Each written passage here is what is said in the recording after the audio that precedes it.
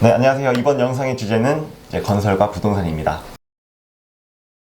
네, 전문가님 안녕하세요. 안녕하세요. 네, 지금 방금 생광 찍고 오셨죠? 네, 2개 찍고 왔는데 그냥 갑자기 든 생각인데 네. 그 뭐 여기 유튜브 여기저기를 보면 항상 네, 네. 그 메인 MC들이 네. 뭔가 시그니처 이 액션들이 있거든요. 네.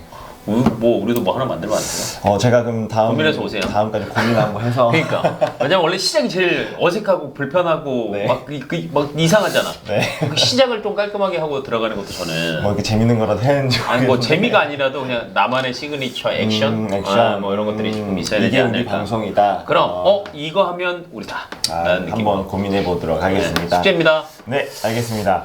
오늘 주제는 부동산입니다. 그 지금 집값이 많이 올랐잖아요, 그죠? 많이 올랐죠? 네, 그래서 뭐 지금 뭐 문재인 정부에서도 잡겠다 했지만 사실 못 잡았죠? 좀 힘든 상황인 것 같고요. 네. 정권이 뭐 넘어가든 어쨌든 내년 4월에 대선이 예정돼 있습니다. 네. 많은 후보들이 부동산 뭐 공급 늘리는 거 정책으로 많이 공약으로 네. 정말 발표하고 있는데 네. 한번 정리해 주시면서 부동산 시장 또 건설 이쪽 좀 폭넓게 한번 얘기해 주시면 좋을 것 같아요. 이거는 근데 사실은 이제 공약으로만 가는 건 아니고 그리고 네. 사실 공약은 공약일 뿐 아니에요. 네, 공약 다 지키는 사람 얼마나 있습니까? 많이 없죠. 네, 그리고 이제 여당은 단일 후보가 이제 되긴 했지만 이제 네. 근데 이제 야당 같은 경우에는 오늘 발표가 나고 네.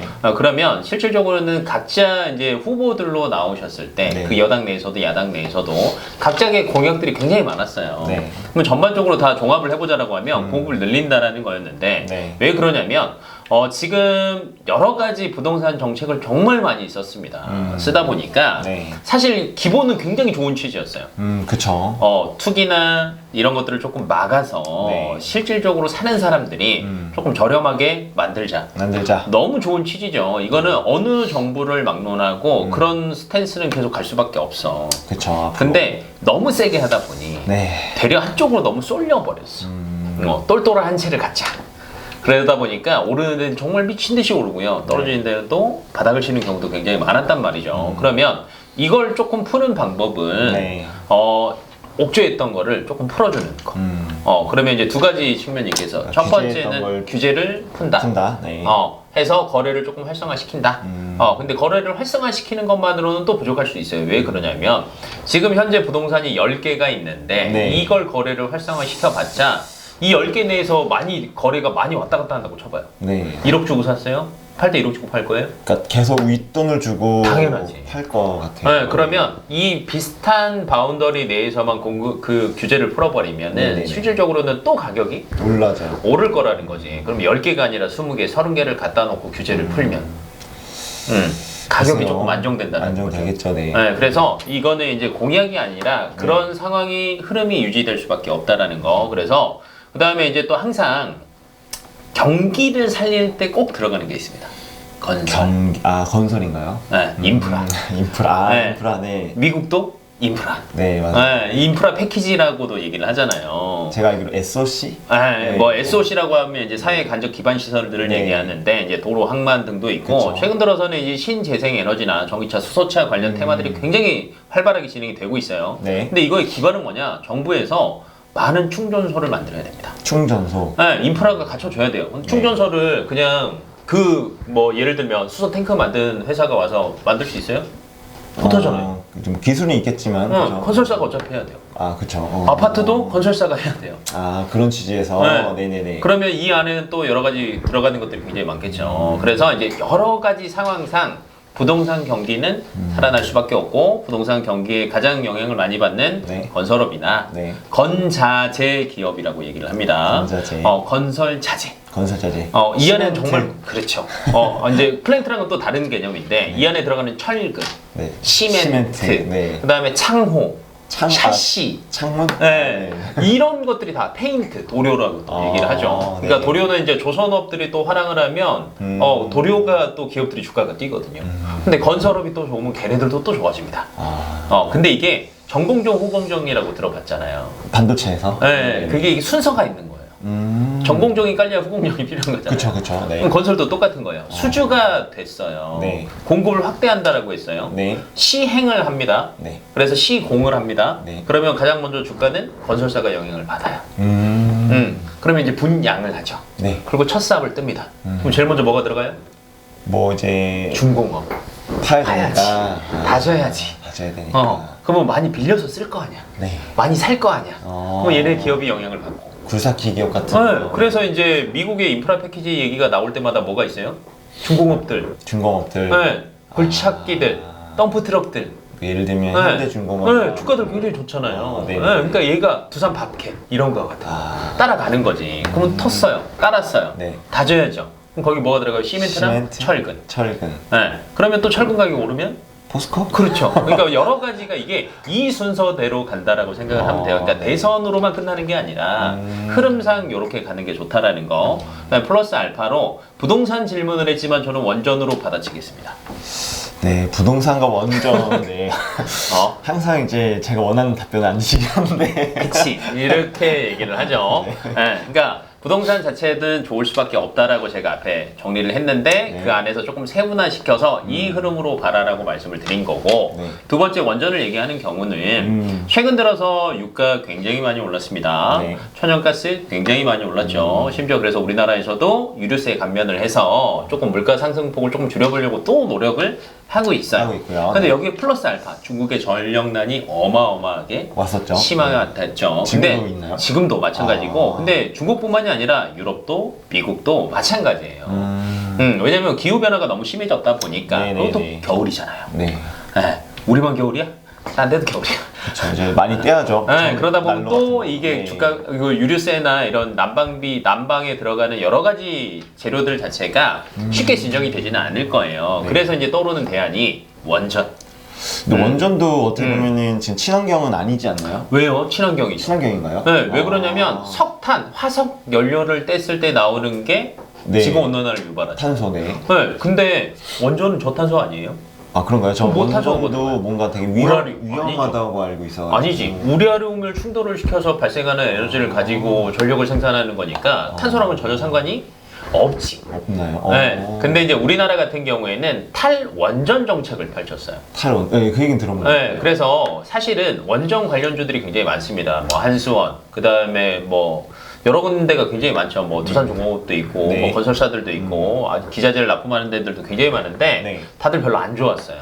네. 왜 그러냐면 탈원전 전에는 그래도 꾸준히 들어가는 매출이 한 5조 정도 캐파가 있었거든요. 네. 근데 탈원전 정책을 취하자마자 3조 원대로 떨어졌어요. 그러니까 우리나라에선 추가적으로 들어갈 게 그렇게 많지 않은 거지. 네, 새로운 걸 또 맞아요. 건설을 해야 되는데 안 되니까. 그래서 해외로 눈을 다 돌렸던 거예요. 근데 해외 수주가 또 그렇게 많지는 않았어. 근데 중국이 스탠스를 어떻게 바꿨냐면 네. 지금 여전히 전 세계에서 원전을 제일 많이 가지고 있는 나라는 미국입니다. 아, 미국인가요? 네, 90기가 넘는 걸로 알고 있고요. 신규로 증설을 하는 거는 2기 정도고 나머지는 다 유지 보수예요. 네, 네. 그러니까 원전은 유지 보수에도 굉장히 많은 경제적인 창출 효과가 발생을 하거든. 근데 계속 바꿔야 되니까. 그쵸. 네, 근데 미국은 그래서 이제 조금 줄었어. 근데 그나마 이제 이집트나 아랍이나 요런 요쪽에서 또 이제 신규 수주가 기다리고 있고. 근데 여기 중국이 숟가락을 하나를 큰 걸 얹었어요. 뭐라고 얹었냐면 네. 15년 동안에 네. 우리가 어마어마하게 지을 거다. 원전을요? 원전은 심지어 35년 동안 전 세계에서 지었던 원전보다 더 많은 걸 우리 짓겠다라고 얘기를 했어요. 아, 근데 여기서 궁금한 게 우리나라, 그러니까 저희 대한민국은 지금 탈원전이라는 게 좀 최근에 뭐 정부에서 이렇게 추진을 기존 했잖아요. 정부에 왜 그런 거죠? 왜 그러냐면 이제 친환경도 있고 사실은 이제 원전 사고에 대한 후쿠시마 이제 일본에 대한 것들도 있고 아, 네. 고리 원전도 있고 그러니까 그런 것들 때문에 조금 이슈가 많이 됐던 거지. 그래서 이제 뭐 반대하는 사람들도 많고 하다 보니까 탈원전 정책을 취한 건데 사실은 신재생 에너지 트렌드잖아요. 친환경이 트렌드고. 네네네. 그럼 방금 얘기했던 것처럼 저탄소에 탈원전이 아니라 원전도 들어갈 수 있다라는 거지. 아, 저는 이게 친환경이라고 하면 이게 뭐 태양광, 풍력 그것만 이런 것만 생각을 했어요. 근데 그걸로는 사실은 많은 것들에 대한 전력 소모를 대체할 수가 없나요? 없어요. 아, 네, 그러면 결론은 화력을 줄이려면 네. 풍력이나 뭐 태양광이나 이런 것들도 올리기는 하지만 원전으로 어느 정도는 탄탄하게 가고 얘네들 차곡차곡 올리는 방법밖에 없어요. 그러니까 이걸 필수 불가결하다라고 생각을 하셔야 된다라는 거지. 네네. 근데 유럽뿐만이 아니라 미국뿐만이 아니라 중국, 전 세계적으로 원전이 조금 이슈가 많이 되고 있거든요. 그래서 최근 들어서 원전 관련 테마들도 굉장히 주가도 굉장히 좋았고요. 근데 제가 원전을 숟가락을 얹은 이유가 네. 이게 대선 공약 중에 들어갈 수 있을 거라는 거죠. 그러니까 기존에는 부동산밖에 없었지만 지금 정부에서는 탈원전을 했지만 만약에 네. 정부가 바뀌거나 이렇게 그렇지. 하면 시대적인 흐름인데 다시 원전을 그렇지. 이렇게 좀 복귀시킬 수 그렇지. 있겠다. 그러면 해외 거도 활발하고 우리나라 거도 괜찮고. 근데 캐파는 당연히 해외 게 훨씬 더 크겠죠. 그렇죠, 네. 예를 들면 이제 기대하고 있는 것 중에 하나가 네. 올해 말에 네. 이집트에 원전을 수주를 하지 않을까라는 기대감이 있어요. 이집트에? 근데, 네. 근데 규모가 10억 달러예요. 10억 달러면 1조 1천억 원 정도가 되는 거예요. 어마어마한 돈이죠. 근데 이제 여기에 들어간 게 우리나라 한수원, 네. 한전 기술, 네. 그다음에 뭐 현대건설, 두산 중공업. 중공업. 네. 그러니까 원전도 말 그대로 건설사가 지어야 돼요. 그 안에 기술력이랑 세팅하고 하는 것들은 나머지 기업들이 하겠지만 네. 결론은 지어야 된다라는 거지. 그래서 현대건설이 아마 이걸 수주를 한다라고 하면 두산중공업도 뛰고 한전기술도 뛰겠지만 현대건설도 수혜를 볼 거라는 거지. 직접적인 수혜를 보겠네요. 당연히 보겠죠. 근데 그게 이 이집트뿐만이 아니라 중국의 스탠스. 그리고 얘네들이 같이 컨소시엄을 이뤄서 일을 하는 건데 네. 원전이라는 건 굉장히 안전성이 굉장히 중요해요. 그쵸, 네. 후쿠시마 터져버리면 안 알잖아요. 되니까요. 네. 알잖아요. 그러면 전 세계적으로 그거에 대한 강점을 가지고 있는 기업들을 모을 거라는 거지. 그럼 우리나라의 컨소시엄이 굉장히 경쟁력이 높다라는 건 전 세계적으로 다 아는 사실이란 말이에요. 저희가 기술이 좀 높나요? 좋아요. 안정적이고. 네. 네, 그래서 이것들에 대한 컨소시엄의 역할들, 그 다음에 뭐 매출들, 네. 수주 실적들이 굉장히 좋을 거라는 말이야. 그러면 현대건설은 네. 우리나라 경기도 살아나니까 없고, 원전에 대한 또 그것도 살아나니까 없고, 라고 한다라고 하면 굳이 부동산으로만 보는 게 아니라 요거까지 같이 얹어서 보더라도 네. 나쁘지 않다. 그리고 이제 저희가 대선 테마라고 얘기를 하지만 굳이 테마의 형식이 아니라 친환경이라는 트렌드를 갖춰간다라고 하면 원전 관련 기업들도 체크를 한번 해보는 게 나한테는 좋다. 그러니까 좀 흐름상, 그러니까 꼭 테마가 아니더라도 흐름상 좋아질 수 있기 때문에 좀 투자하는 거로서 가치도 있겠다. 그렇죠. 라는 생각이신 거죠? 체크해야 된다. 그러니까 결국에는 꼭 부동산이 아니더라도 건설주들, 건설사들을 각종 인프라 수혜. 네, 굳이 좀 보자면 좋아질 가능성이 그렇지. 높다는 아파트 거죠. 공급 수혜. 그다음에 원전 수혜까지. 원전수익까지. 네.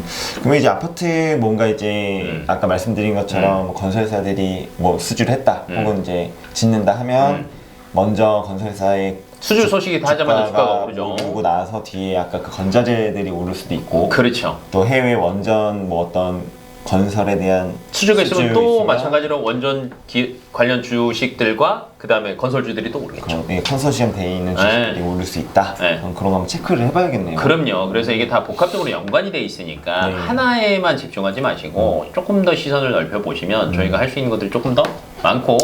네, 방금 건설 같은 경우에도 얘는 올라가는데 얘는 안 올라가지 이게 아니라 순서가 있다. 그래서 이제 저희가 현재 수주 실적도 보지만 기존 수주 실적도 좀 체크를 하는 게 좋기는 해요. 왜냐면 그 순서대로 기업의 주가는 흘러가니까. 그럼 중장기적으로 봤을 때 우리 건설사들에 대한 주가 좋다, 나쁘다. 굳이 하나를 고르자면 박다. 좋다. 네. 그러면은 우리 또 이제 피해갈 수 없는 시간이죠. 근데 뭐 종목 추천보다는 이런 이유 때문에 그래도 이런 종목들이 좋아 보인다, 이런 기업이 좋아 보인다라고 하는 게 있으실까요? 사실 이제 중국의 헝다 얘기 들어봤죠. 그 망한 아직 정확히는 망하지는 않았지. 이슈가 많이 됐지. 네. 근데 이제 부동산 네. 건설 그것들 때문에 사실은 안전성의 문제가 많이 대두가 될 거예요. 네, 그리고 건설사들은 대부분 본인 돈으로 모든 걸 짓지는 않습니다. 아, 그런가요? 네, 대출 땡겨서 짓습니다. 그럼 대출을 땡길 때 사실은 그 건설사의 그 기업의 신용 등급이 굉장히 큰 역할을 해요. 아, 그렇겠죠, 아무래도. 왜냐면 한두 푼을 땡기는 게 아니잖아요. 몇 억, 몇 조. 아니, 몇백억에서 몇천억 정도를 땡기는 건데 그러면 이자율을 그냥 1%를 예를 들면 그냥 단순 계산해서 네. 1,000억에 네. 1% 이자를 낮추면은 어느 정도일 억 거? 단위로 다 낮출 수 있는 건 10억. 10억이에요. 10억. 이자를 10억을 낮추는 거야. 네. 그러면 신용 등급이 좋은 기업은 이 조달 금리라고 얘기를 하거든요. 네네. 이 돈을 땡겨오기 위해서 지불해야 되는 금리, 그걸 조달 금리라고 하는데 이 조달 금리가 낮을 수밖에 없어. 경쟁력이 좋다라는 거지.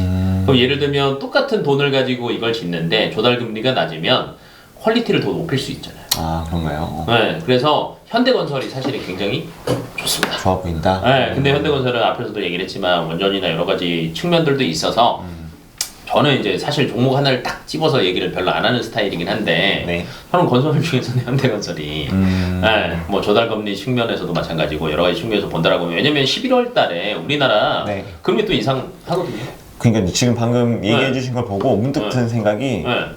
돈을 빌려야 되네, 대출 받아야 되네. 근데 우리도 대출 받을 때 금리의 영향을 받으니까 나라에서 어떤 그 금리를 자꾸 기준금리를 올리면 은행도 어쩔 수 없이 대출 금리를 올릴 수 없는 거잖아요. 당연하죠. 100% 올립니다.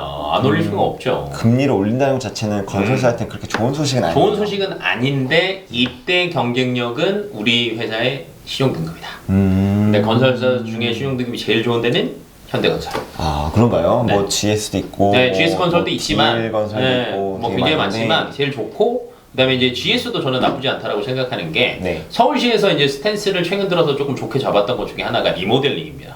재건축. 재건축. 네.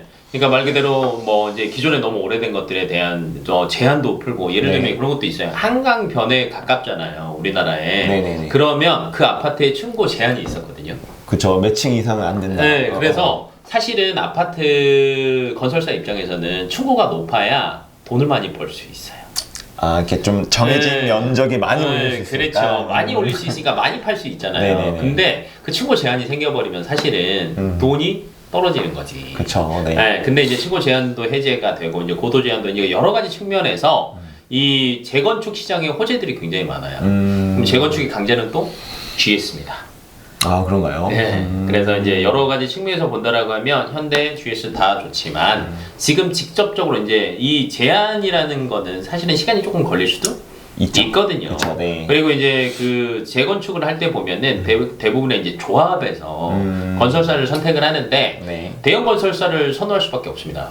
안정적이니까. 뭐 이제 그것도 있지만 대형 건설사가 네. 아파트 가격이 좋아요.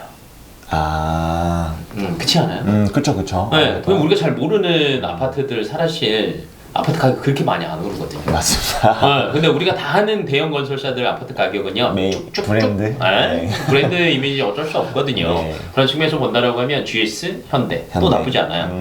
네, 그래서 현대 건설, 뭐 GS 건설 저는 둘 다 좋다. 근데 좋다. 굳이 꼭 하나를 꼽자라면 없자라면. 네, 현대가 조금 더 낫지 않나. 그러니까 현대건설 이제 어쨌든 신용 등급에 의한 어떤 그런 안정성과 또 이제 조달할 수 있는 그런 금리 그리고 또 해외 앞에서 원전 얘기했던, 수주 네. 또 이제 부동산 우리나라 분야. 정책에 대한 어떤 네. 수주도 받을 것 같다. 네. 그리고 뭐 GS는 이제 재건축, 재개발 네. 뭐 이런 리모델링에 대한 뭐 니즈로 인해서 이제 좋아질 가능성도 있다라고 얘기해 그럼요. 주신 것 같아요. 근데 저는 이제 딱 그 대선 부동산 좋아진다. 했는데 이렇게 내가 네, 못하고 공급이 그러지. 늘어나니까 그 좋아질 얘기하고. 거다. 그 얘기를 해주실 줄 알았는데 네. 그게 아니었네요. 그래서 지금 말씀해주신 어떤 트렌드나 기조들 한번 보시고요. 저도 또 한번 이제 말씀해주신 거 가지고 공부를 해봐야 될 것 같습니다. 고맙다. 네, 알겠습니다. 이제 아는 만큼 또 투자할 수 있는 것 같습니다. 네. 그래서 오늘도 건설, 부동산 얘기를 좀 폭넓게 해주신 것 같은데 이제 보시고요. 많이 검색해 보시고 또 공부하셨으면 좋겠습니다. 고맙습니다. 네, 알겠습니다. 네, 오늘은 이제 우리 건설, 부동산 얘기로 좀 얘기를 해봤는데요. 다음에 또 좋은 주제로 찾아오도록 하겠습니다. 궁금한 점은 댓글로 남겨주시면 될 것 같아요. 오늘도 시청해주셔서 감사합니다. 고맙습니다.